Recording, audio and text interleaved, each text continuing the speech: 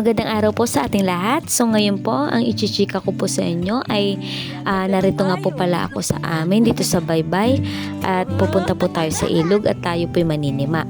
May dala nga po pala akong sima. Ito po'y sima ni Tia Rusi ay hiniram ko at sabi ko'y isusoli ko din po mamaya.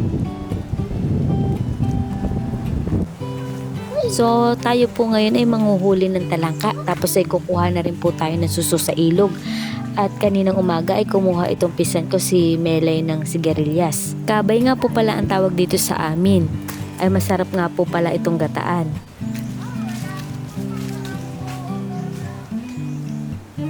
Kasama ko nga din po pala itong mga pinsan ko, si Anggol at saka si Unso. Sabi ko isamahan kami at mamaya ililibre ko sila ng ice cream. Naalala ko nga tuloy dati po yung nanay nila si Tia Norely ay lagi kong kasamang manima. Noong mga time nga po pala noon ay hindi pa po ako nagbablog ay kasama ko na po si Tia. Nakakalungkot lang kasi sana nakapag-video na ako para mapanood ng mga anak niya ngayon. Pero syempre dapat magpatuloy pa rin po ang buhay at least ngayon kahit pa paano ay close naman kami magkakamag-anak. Sila na nga ang lagi ang nakakasama ko at para ko na din sila mga kapatid. Hello, may dalawa! Hello, may dalawa ko isda! Nahuli! Tingnan nyo.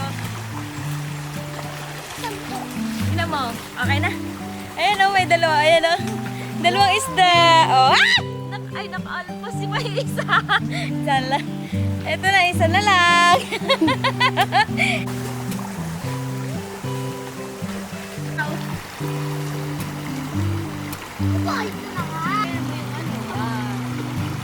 Magaling nga!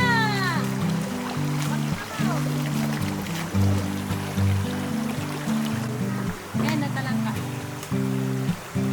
Meron pa dito, isa pa.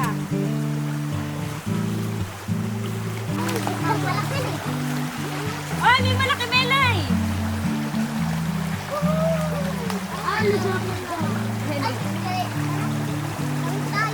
Puro kimpi ang nating nahuhuli, mga kabalat, ha?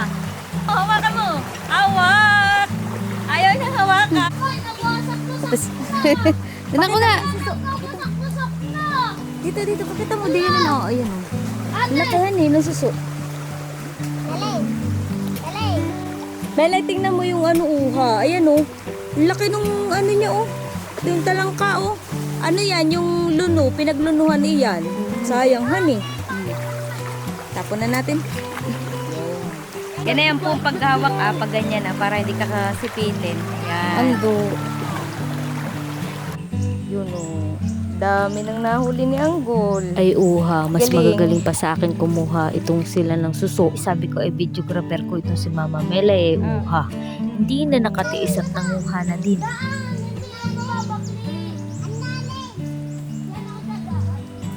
Seryoso yan.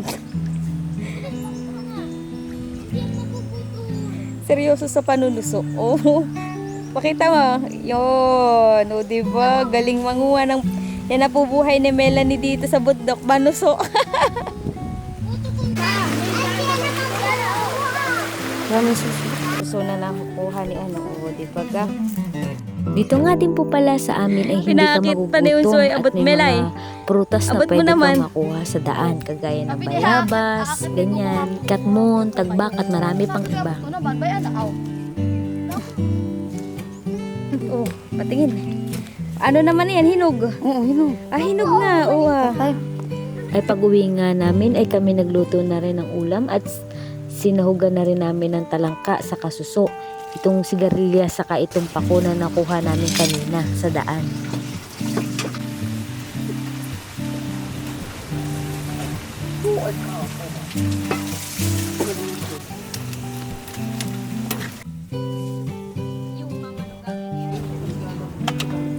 Yan.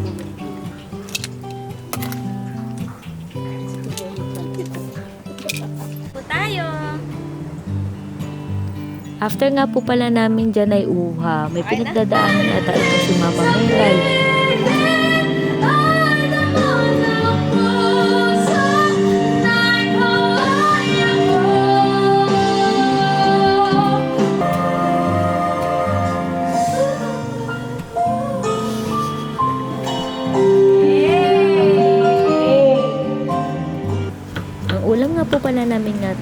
ngayong hapon ay itong atay.